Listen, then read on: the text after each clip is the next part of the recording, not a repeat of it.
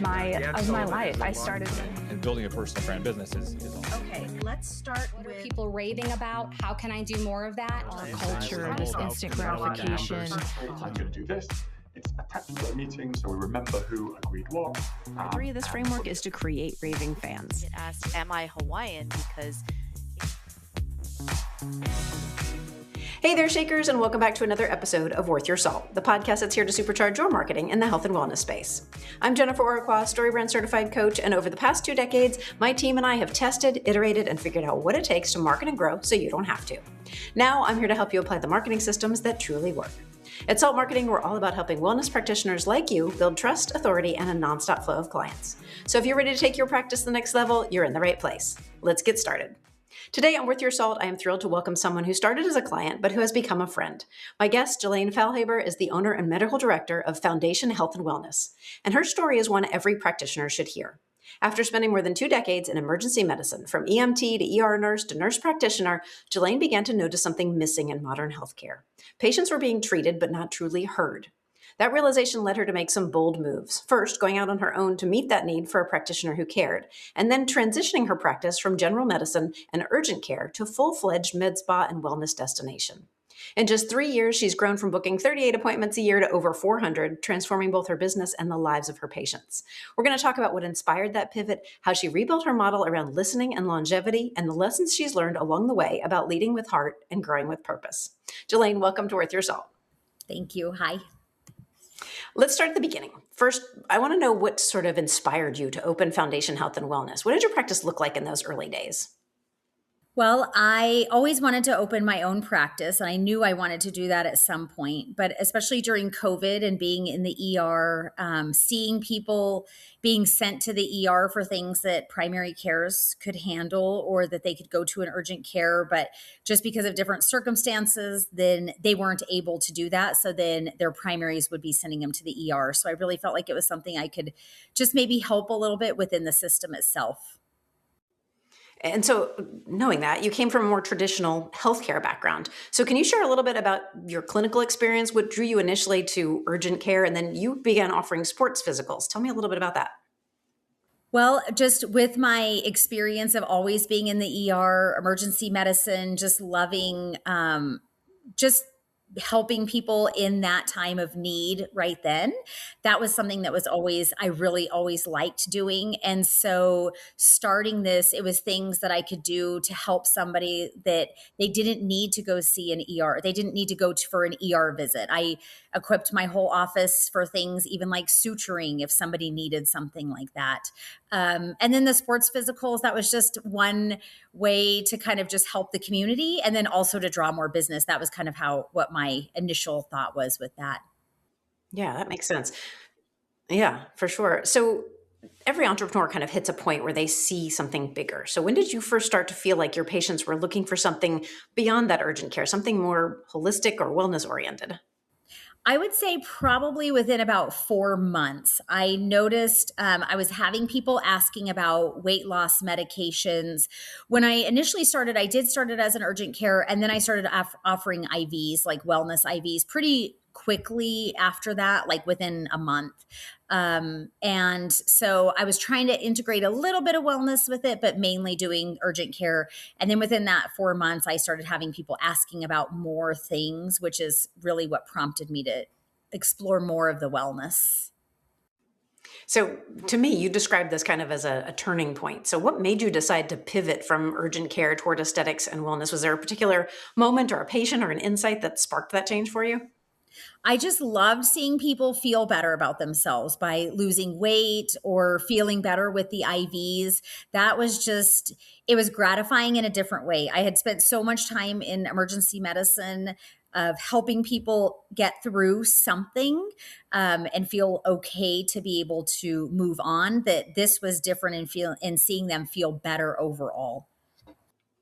Yeah, and I can imagine that making that shift was no small step. I mean, what were some of the first steps you took to move in that new direction? How did your existing patients respond when you started to shift your focus?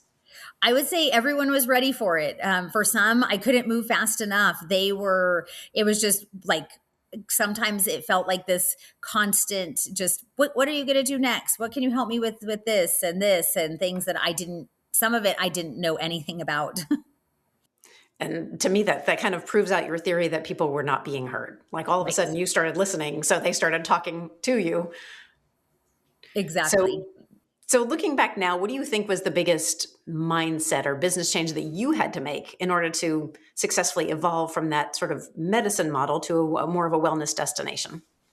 I would say just the learning and the continued education, that was a huge change. As you know, being a business owner requires wearing many different hats and trying to find the time between seeing patients, learning, doing my accounting, opening accounts, doing all different things. And it was very challenging, but really trying to figure out where to go for the education and finding that best route to help my patients. Absolutely. And that's one of the things we love about you, like your willingness to learn and grow and, just take on a new challenge every time. I love that. It's brilliant. Thanks. I think so many of our listeners can relate to that moment when you realize that the work you're doing could look different and serve people in a deeper way. Yes. Thank you. So we're going to take a quick sponsorship break right now. When we come back, I want to talk about how you turned that realization into action, what it really took to grow from 30-ish appointments to more than 400 in 2 years. We'll be right back. Marketing in medical aesthetics isn't just creative, it's regulated. That's why Salt Marketing proudly partners with AmSpa, the American Med Spa Association. AmSpa is the organization setting the standards for education, ethics, and compliance in our industry. And here's something special for Worth Your Salt listeners. You can save 20% on an AmSpa Plus membership, giving you state-specific answers to over 100 legal questions, delegation guidelines, business and legal training, and member perks for events like the 2026 Medical Spa Show.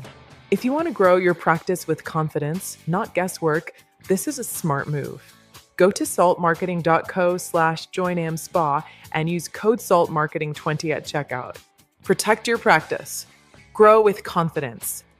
We're back here on the Worth Your Salt podcast with Jalayne Faulhaber of here we go in 3. We're back here on the Worth Your Salt podcast with Jalayne Faulhaber of Foundation Health and Wellness. And so, Jalayne, once you decided to make that shift, how did you start attracting clients for your new aesthetic and wellness services? Like, I want to know what worked and what didn't in the beginning. Well, I started out trying radio ads. I did not find that was helpful. And then I also did a marketing agency that just did Instagram. And then they kind of helped me with some Instagram posts. And then I did some paid ads that they helped me with. I didn't find that was helpful either. And none of those things that I did initially were helpful in attracting the patients. Really, the biggest patient that I had, the patient population, was all based on word of mouth, or those patients that were already coming in and finding out like, oh, you're offering this service, I would like to go ahead and stay with you. Interesting. And you, like we said, you went from a handful of appointments in 2022 to more than hundreds in 2025, which is incredible growth. And what do you think were some of the key factors or strategies that really helped you build that kind of momentum? Well, I would say last year in 2025, redesigning the website was huge. Thanks to you and your team. That was amazing. I have seen just so much growth because of that, which has been more than I even expected it to be. I initially started out with my son designing my website just to save cost, and then realized like, okay, it was time to move forward, so I think that's been one thing that was very helpful. And then also just over time, patients feeling heard, having that concierge feel where they feel like, okay, I'm here, I'm being listened to, and then they're more willing to tell their friends. And I know that this transition requires educating your audience as well. So how did your community understand that Foundation Health was becoming more than what they had originally expected, that you were evolving into this destination for wellness and aesthetics and longevity? How did you educate your audience? I think most people came in, my initial patients, they started, like I said, within a few months wanting more wellness. And so right away, they kind of knew that I was starting to transition. I haven't completely stopped doing the urgent care. I don't advertise that. And I really only do it for my patients that are already part of my practice. And I think the hard thing has been getting more into the aesthetics part, but the wellness, people have really taken to that, and just developing that trust, and then talking to them about different things is where people have been able to say, okay, let's keep going with different things, different modalities. Yeah. And tell me a little bit more about that. Like you've mentioned, and it all goes back to what you said initially about really feeling heard and listened to. And so you're providing exactly what people are looking for. And that's kind of, you're answering a need in the marketplace and in your local area that maybe nobody else is. So how are you differentiating yourself in the market with that? Really just having that concierge feel, calling people, talking to them, not having them feel like they're not lost in a big system. When they call, they're very rarely does it go to voicemail. Sometimes it does, but once it does, then my front desk person just calls right away. She is extra friendly, and we set reminders on different things of calling people to remind them, hey, it's time to get your labs done, you need to get them done this week for your appointment next week.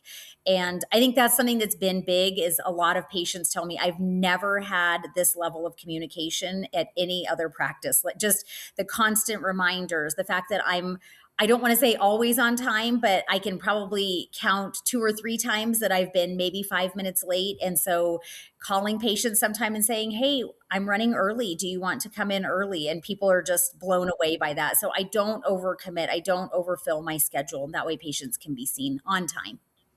Yeah, I love that. But, growth and the tremendous growth that you've seen, it doesn't come without challenges. So what kind of obstacles have you faced in making this pivot, whether it was operational, mindset, even emotional? And like we talked about, you're incredibly adaptable, incredibly willing to pivot when you need to. How did you overcome the challenges that this presented you with? I think trying to not overcommit, that's my big one.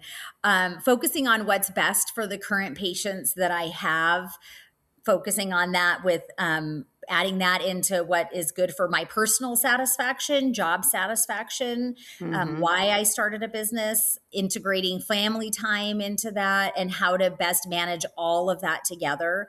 Really just trying to realize I can't be everything to everybody, because that's often what I try to do. I often see problems in healthcare, so then I want to take on more than I actually want to do, because I want to help people. And so that's really been the challenge, is just finding that balance. Yeah. Well, and you've spoken previously about how just like struggling with balancing patient care and then business growth, and that is a struggle for a lot of wellness practices. So what systems or people or support did you put in place that let you scale while you're still maintaining that same level of personal care that you always did? Well, I did have room to grow, so I think that was helpful, as far as time and days that I was working. And so I've really just trying to streamline that, the days that I'm working, and then knowing that I have set days off, instead of just trying to take any appointment that anybody wants to do. I have set days that I'm off so that I can work on the business instead of just in the business. So that's been helpful. And then just having the awesome receptionist that I have that really just helps keep me organized, keep the patients organized, and then using our EMR software to help with reminders. That's been really good with that also, just when to remind patients to get things done. And I know we've worked together also to segment your prospects as they come in, making sure that they're getting the information that they need right out of the gate. Looking at your success today and where you've gotten to, what do you think differentiates you from other med spas or wellness centers in your area? And I personally would say it's you. Like, you are the differentiating factor here. But what would you say makes things different between people coming to Foundation Health and Wellness versus a competitor in the area? I would say it's that personalized care that's medical based. So I am not trendy. I don't follow trends. I've had people ask me before, oh, when are you going to start doing this? And I do a lot of research before I just bring things on. I don't just bring things on because they're trendy. it's challenging for me sometimes because sometimes people think of med spas not really doing as much medical care. And so, I've struggled with, okay, what am I? Am I wellness? I think I'm more of a wellness facility rather than med spa, but it's just trying to find that balance with that, because I do want people to feel like they're getting good medical care, but adding in the like functional medicine, root cause care, and then just making every patient feel important from the moment that they schedule till the moment they leave. Sending a thank you note and then reminding them of their appointments. And then running on time, respecting their money, coming up with plans for them that fit what their needs are, and not doing a cookie cutter plan that I want to do for everyone. And it's funny, you're exactly the kind of practice that we love working with at Salt Marketing, because you're science backed, you're medicine backed, and that's the foundation for everything you do. But it is really the personal relationships that carry you forward, and those are the wellness centers and the people we see really succeeding in this industry. So I love that with you. Thank you. All right, it's time for another quick break. We'll be right back after this. You're listening to the Worth Your Salt podcast, and today I'm talking with Jalayne Feilhaber, who's sharing how she recognized a shift in what her patients needed and how she had the courage to re-examine her entire model around comprehensive wellness instead of urgent care. It's a powerful reminder that growth starts with listening and being willing to evolve. We'd love to hear your thoughts, so be sure to join us over on Instagram, LinkedIn, or Facebook, and let us know how you're reimagining what's possible in your own practice. We're back, and I've been talking with Jalayne Feilhaber of Foundation Health and Wellness about her incredible journey from medicine, urgent care, primary care to a thriving med spa and wellness center, and how she's grown from just a handful of appointments in 2022 to hundreds today. Jalayne shared how she recognized a deeper need among her patients and had the courage to pivot her entire model around true wellness and lasting results. Now we're going to dive into what she's really learned along the way, the mindset shifts, the lessons, and the breakthroughs that have made all of this possible, and what advice she has for other practitioners who might be ready to make their next move.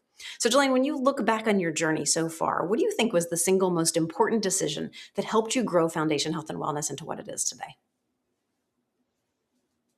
Really just listening to people, seeing what they want, doing that personalized medical care, and being able to adapt. I think that's what's really been important, is adapting and not saying, okay, I'm going into this, I'm opening this as an urgent care because this is what I've always known, this is what I've always liked, but saying, okay, this isn't what everybody needs, and what do I need to do to be sustainable? And can I find another passion of something else, of helping people feel better and do it in a little bit different way? Amazing. And in doing that, you've built something truly special. I mean, a place where your patients feel cared for, not just treated. I'm curious about, what do you think that says about how healthcare and wellness are changing? What are people really looking for now? I think that people are looking to be heard. They want to not be told that their labs are normal and you're fine and there's nothing wrong with you, move on. This is just a normal part of life and a normal part of aging, so it's okay. They really want to be heard and told, what can I do to live optimally? How can I live my life and just live it to the fullest without having whatever it is that's going on? So I really think that people are tired of just being told that you're in the system and this is all we're allowed to do. I'm here to check the boxes and no more. Yeah, there's more out there for sure. There's more options, more things that people aren't being told about. And I think that's a fantastic model. So for practitioners who are listening and they're feeling stuck in their current model, maybe they are where you were a couple of years ago, what advice would you give them about recognizing when it's time to pivot and listen? Listening to your patients, because your patients will tell you what they want. Like I said, like within a month, I had people already telling me, this is what I want. I want to find out about weight loss. I want to find out about hormones. What do I need to do? Listening to podcasts like this, listening to podcasts about medicine, wellness, aesthetics, all different things, and really just expanding your view, expanding your knowledge, going to conferences, reaching out to others around you. I think sometimes it's difficult because there's this climate of competitiveness, but really there's enough patients to go around for everyone. And so just reaching out to others, maybe in a different state. Reach out to me. I'm happy to help people and say, this is something that I've done, and this is what I've learned from this. I love that. And we've been talking a lot about that lately, about the in-person conferences and sort of poking your head up a little bit and seeing what else is out there and how other people are doing this can be super inspirational, that we don't have to look at each other as competitors. We can definitely build each other up. So what would you tell somebody who's listening, but they're nervous about making that change? They feel called to make a change. Maybe their patients are telling them, hey, I'm interested in weight loss, or I'm interested in, things that are going to help extend my life. What would you tell them about the nervous feeling of, I'm not sure my practice is ready for this? Yes, I would say a lot of it would be the same as what I just answered, as far as like, do all of those things to expand your horizon, so that you know and you can hear what is going on around you in a different, like functional medicine, aesthetics.